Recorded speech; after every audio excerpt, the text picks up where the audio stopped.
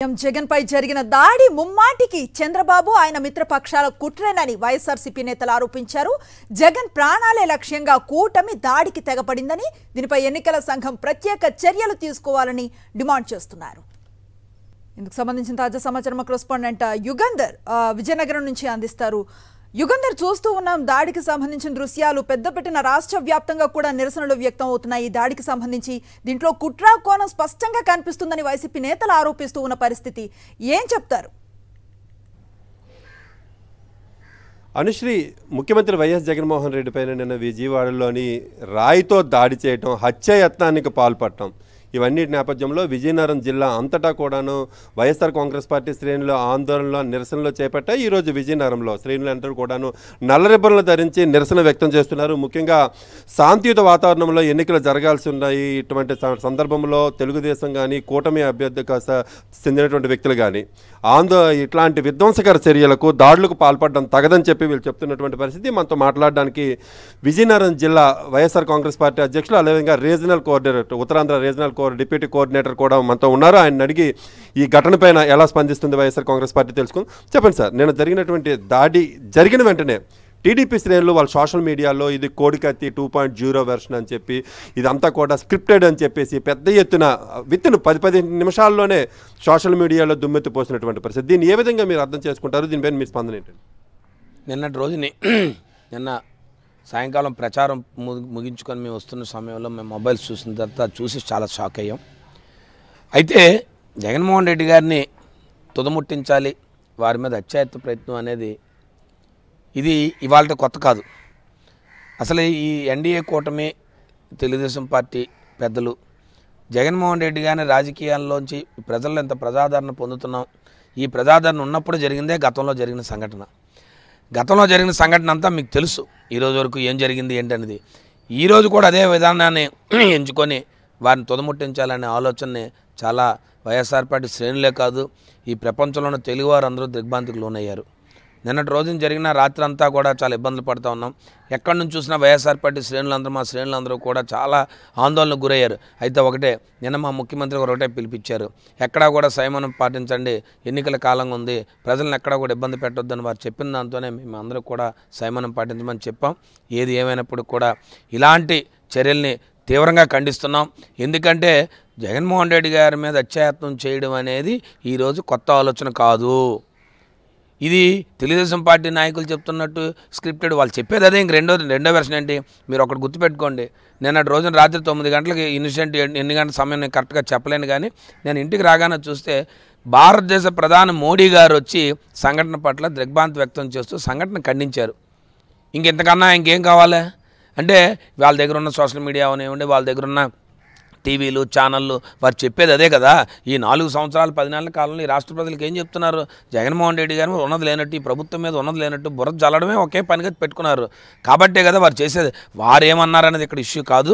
జగన్మోహన్ రెడ్డి గారి మీద దాడిని పూర్తిగా ఈ తెలుగు ప్రజలందరం కూడా ఖండిస్తున్నాం. ఇలాంటి చర్యలు మంచిది కాదు. ఏదైనా ప్రజాస్వామ్యంలో ఇది మంచి విధానం కాదు. మీరు ఏదైనా చేయాలనుకుంటే మీరు ప్రజా జీవితంలో మీ మంచి కార్యక్రమాలు చేసి ప్రజాదరణ పొందాలే కానీ ప్రజల నుంచి జగన్మోహన్ రెడ్డి గారిని ప్రజల గుండెల్లోంచి బయటకు తీసుకెళ్లాలనే ఏదైతే మీ ఆలోచన ఉందో అది ఎట్టి పరిస్థితుల్లో జరగని పని అని చెప్పి మీ ముఖ్యంగా విశాఖపట్నం ఎయిర్పోర్ట్లో 5 ఏళ్ల క్రితం ఈ తరహా దాడి జరిగినప్పుడు మీరే ప్రధాన సాక్షి. సీఎం జగన్మోహన్ రెడ్డి గారు పక్కన మీరున్నారు దాడి జరిగిన క్షణంలో. అప్పుడు దాడి, ఈ దాడి మీకు ఎట్లా అనిపిస్తుందండి? ఏ లేదు, ఆ రోజైనా ఈ రోజైనా వారిని తుదముట్టించాలనేదే వారి ప్రయత్నం. ఇందులో ఏమీ క్వశ్చన్ లేదు. వారిని ఆ రోజు మీకు గుర్తుపెట్టుకోండి, ఎయిర్పోర్ట్ దగ్గర దాడి జరిగినప్పుడు పక్కన ఉన్న వారు ఇచ్చే కోడి కత్తి అంటున్నారు. అది కోడి కత్తి, ఏ కత్తి అని. ఆ కత్తి అనేది ఆ రోజు కానీ తగిలి ఉంటే ఆయన ఈరోజు మన మధ్య ఉండరు. మేము ఆ రోజు ప్రత్యేక సాక్షులు. ఈరోజు కూడా ఇలాంటిది. ఇది వాళ్ళ కళ్ళతో వారిని కొట్టే కార్యక్రమాలు చేస్తున్నారంటే, రాళ్లతో కొట్టే కార్యక్రమాలు చేస్తున్నారంటే ఇదంతా తుదముట్టించే కార్యక్రమం. ఆయన ప్రజాదరణ పొంది ఈ 4 సంవత్సరాలు 10 నెలల కాలంగా ఎన్నికల్లో ఆయన బస్సు యాత్ర ఏదైతే జరుగుతుందో విపరీతమైన ప్రజాదరణ, 2024లో మళ్ళీ జగన్మోహన్ రెడ్డి ముఖ్యమంత్రిగా ప్రమాణ స్వీకారం చేస్తారని ఇప్పటికే ప్రజలు ఒక నిర్ణయానికి వచ్చారు. ఇదేమి నేను ఒక్కరిని చెప్తే కాదు, లేకపోతే వైఎస్ఆర్ పార్టీనో లేకపోతే సాక్షి ఛానల్లో చెప్తుంది కాదు. ఇదేమీను ఇవాళ రాష్ట్రంలో ఉన్న ప్రజలందరూ కూడా ఇవాళ మళ్ళీ వచ్చేది వైఎస్ఆర్ పార్టీ, మళ్ళీ జగన్మోహన్ రెడ్డి గారు మంచి ప్రజాదరణతో వస్తారు. 175 అందరూ ఫస్ట్ నుంచి ఏం ఆడతారు అన్నారో అది నిజం కాబోతుంది అనేది ఇవాళ మేము అందరం కూడా చూస్తున్నాం ప్రత్యక్షంగా. కాబట్టి ఇందులో ఎటువంటి అతిశక్తి లేదు. వాళ్ళు చేస్తున్న ఏ కార్యక్రమమైనా జగన్మోహన్ రెడ్డి గారిని తుదముట్టిస్తేనే వైఎస్ఆర్ అక్కడి నుంచి వారిని ప్రజా జీవితం నుంచి బయటకు పంపించగలము, అంటే వారిని ఇక్కడ నుంచి తుదముట్టించడమే వాళ్ళ తాలూకు ఆలోచన, జయం అంతే. ముఖ్యంగా టీడీపీ రాష్ట్ర పార్టీ అధ్యక్షుడు అచ్చెన్నాయుడు కానీ, లేకపోతే లోకేష్ కానీ, చంద్రబాబు కానీ, పవన్ కళ్యాణ్ కానీ, పురంధేశ్వర్ కానీ వాళ్ళు ఎవరు కూడా ఈ దాడిని ఖండించకపోగా సరికదా దీన్ని మరింత ఎటకారం ఆడేటట్టు విమర్శించే తరహా లాంటి పోస్టింగులు పెడుతున్నటువంటిది. దీన్ని ఏ విధంగా అర్థం చేసుకోవాలి? ప్రతిపక్షాల బాధ్యత ఎట్లా ఉందనిపిస్తోంది ఈ ఘటన పైన? మీరు ఒకటే విషయం గుర్తుపెట్టుకోండి, ఇవన్నీ కూడా ప్రతిపక్షాలంతా కూడా వాళ్ళు ఒక రకమైన ఆలోచనలోకి వెళ్ళిపోయారు.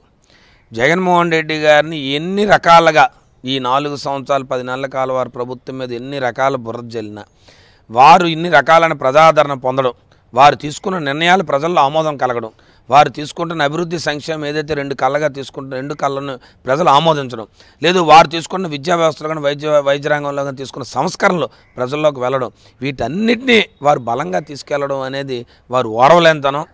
ఏదైతే వారు ఊహించారో, వారు ఏమో ఊహించారంటే ఏదో ప్రజల్లో మనకు వ్యతిరేకత వస్తుంది, మన ఓట్లు సంపాదించుకోవచ్చు, కేవలం జగన్మోహన్ రెడ్డి గారి వైఎస్ఆర్ పార్టీ వ్యతిరేకతతోనే మన ప్రభుత్వాలు వస్తాయని ఏదైతే వారు చేసిన ఆలోచన ఉందో ఆ ఆలోచన పూర్తిగా భిన్నమైందని ప్రజల్లో ఏ సర్వేలు చేసినా ఇవాళ వాళ్ళ సర్వేల్లో కానీ వాళ్ళ కార్యకర్తలు కానీ వాళ్ళ నాయకులు చెప్తున్నారు ఎక్కడా కూడా మనం గెలిచే పరిస్థితి లేదు అని చెప్పి.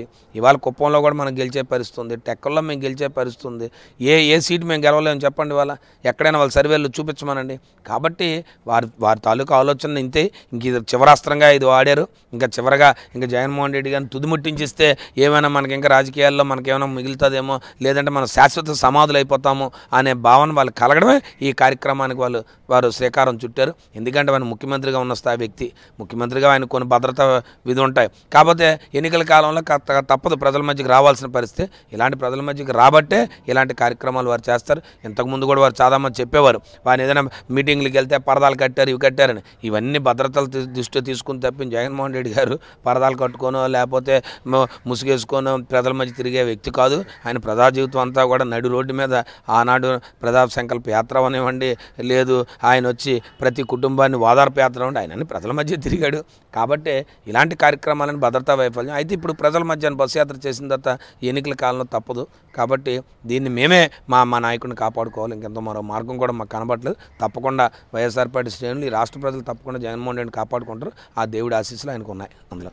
Thank you sir, thank you very much. ఇది మధ్య శ్రీనివాస్ గారు అయితే ఎయిర్పోర్ట్ ఘటనలో కూడా ఆయన ప్రత్యక్ష సాక్షిగా ఉన్నారు. ఆ రోజు కూడా ఆయన మీద హత్యాయత్నమే జరిగింది అంటున్నారు. ఈ రోజు ఘటనను కూడాను ఆయన టీవీలోను వీడియోస్లోనూ కూడా చూశారు. ఇది కూడా తప్పనిసరిగా హత్యాయత్న ప్రయత్నమే అని చెప్తున్నటువంటి పరిస్థితి అయితే కనిపిస్తోంది. ముఖ్యమంత్రి వైఎస్ జగన్మోహన్ రెడ్డి పట్ల భద్రతా చర్యలు అధికార యంత్రాంగం ఎంత తీసుకున్నప్పటికీ కూడా వైఎస్ఆర్ కాంగ్రెస్ పార్టీ శ్రేణులు కూడా ఆయన రక్షణ బాధ్యతను స్వయంగా తీసుకుంటామని చెప్తున్నారు. ఇదే సమయంలో ప్రతిపక్షాలు చాలా బాధ్యతారాహిత్యంగా ప్రవర్తిస్తున్నాయని కూడా ఆయన చెప్తున్నటువంటి పరిస్థితి మనకు కనిపిస్తుంది. Anusri, right, thank you Yugandhar.